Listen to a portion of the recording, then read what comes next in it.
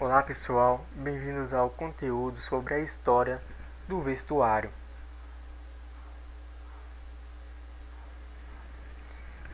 A modelagem de roupas é um processo inicial da confecção de uma peça, seja ela feminina ou masculina, ou de tamanho maiores e menores. Somente com o molde é possível desenhar com excelente acabamento, fazendo com que a roupa não fique posteriormente com cortes tortos e um pouco acabamento. Capacite-se na modelagem de roupas com este curso, seja para ter modelos exclusivos para se adaptar melhor ao seu corpo como fonte de renda ou para costurar sob medida. A história do vestuário.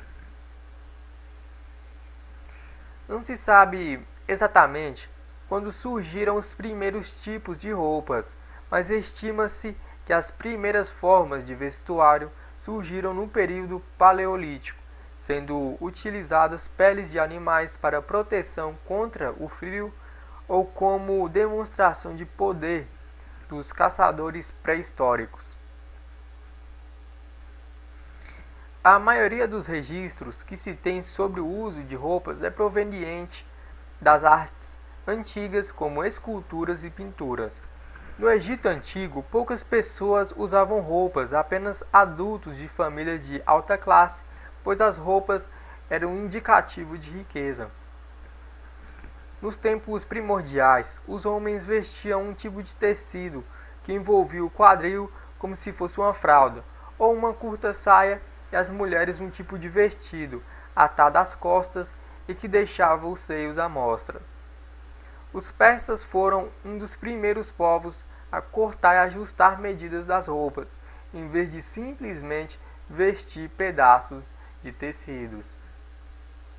Historiadores acreditam que os persas vestiam roupas que tinham boas medidas, porque isto proporcionava conforto, bem como facilitava a caça. Os homens persas vestiam calças que ajustavam-se firmemente às pernas e túnicas e casacos. As mulheres vestiam-se de maneira similar aos homens. Calçados era parte do vestuário formal. Este tipo de vestuário depois iria desenvolver-se na Europa Ocidental, substituindo as túnicas e casacos tradicionais dos gregos e romanos na Idade Média. Os estilos usados no Império Bizantino dispunham de túnicas bem decoradas, feitas de seda e fiapos de ouro, usando-se pérolas e pedras preciosas como decorações. Tal estilo influenciou a moda da Europa Ocidental na Idade Média. Com a Revolução Renascentista, surgiram novas tendências, como colarinhos no pescoço e vestidos firmemente atados ao busto. Com a Revolução Industrial, ocorreram as maiores mudanças no setor de confecção e moda, pois as máquinas podiam ser feitos maior número de roupas com menor custo possível, passando então a confecção de roupas do artesanato para a indústria. Com a concorrência entre as fábricas têxteis, a moda começou a mudar mais rapidamente. No século XIX, surgiram as calcinhas, sendo mais preciso em 1870, e as roupas foram ficando cada vez mais leves e as tendências pomposas foram sendo substituídas por mais sobriedade e conforto.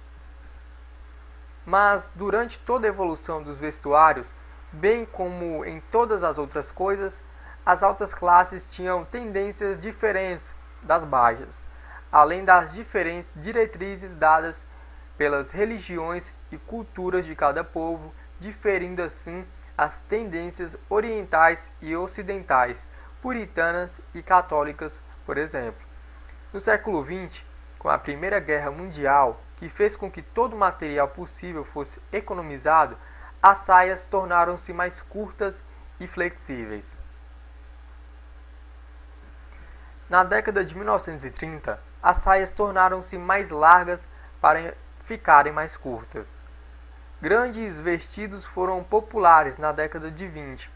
Nessa década também foi inventado o sutiã e a camisola.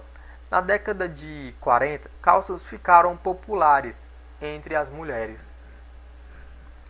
Na década de 50, os jeans passaram a ser cada vez mais usados por adolescentes e a camisa, anteriormente considerada uma roupa interior, estava tornando-se cada vez mais popular entre os homens. A minissaia foi criada na década de 60 e roupas esportivas tornaram-se populares na década de 80.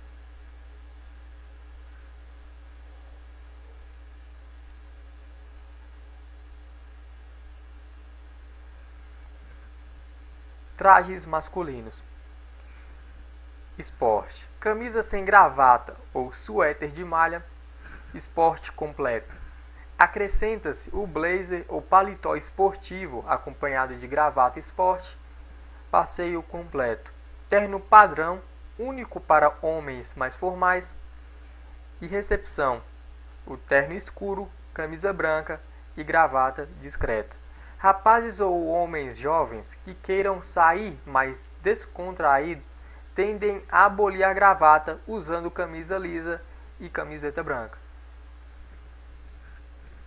Para entrevistas: escolha roupas sóbrias, não usando e nem misturando cores vivas.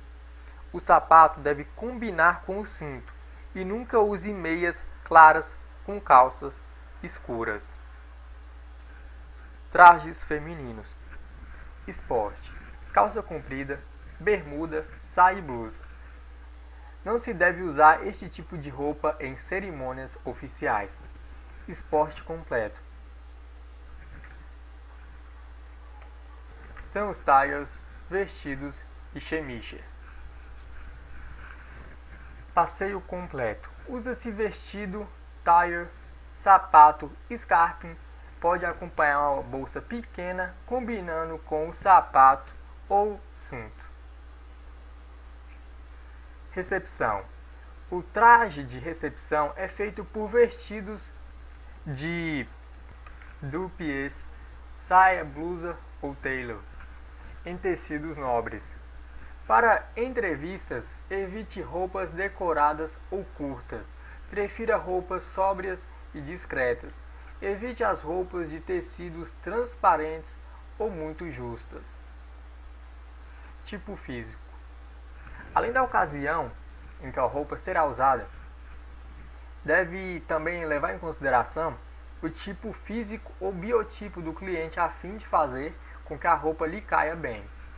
Os principais biotipos são: longilíneo, é o tipo de manequim pouco busto, pouco quadril, pernas alongadas e estatura acima de 1,64 m. Geralmente todas as peças de roupas caem bem. Mini longilíneo: as mesmas características do longilíneo, apenas com estatura inferior. Deve tomar o cuidado apenas de não usar comprimentos muito longos para não achatar a silhueta. Triangular: pouco busto, ombros estreitos, quadris largos. Deve usar roupas que proporcionem volume ao busto e não usar peças inferiores volumosas. Triângulo invertido: contrário ao triangular. Ombros largos, busto volumoso e quadris estreitos. Valorizar o busto e procurar usar roupas que deem mais volume aos quadris. Quadrado: ombros e quadris da mesma largura. Cintura não muito definida, estatura mediana. Não deve utilizar roupas muito justas. Forte: muito parecida com o quadrado, porém mais alto.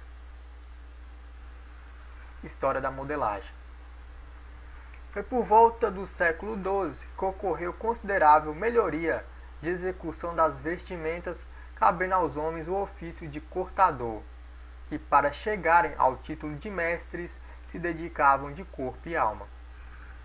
No século XIII, na Europa, praticou-se o corte em molde, sob madeira fina estes moldes foram executados pela primeira vez por alfaiates franceses, que o riscavam com prática e conhecimento de geometria e tinham o privilégio de cortar as vestimentas.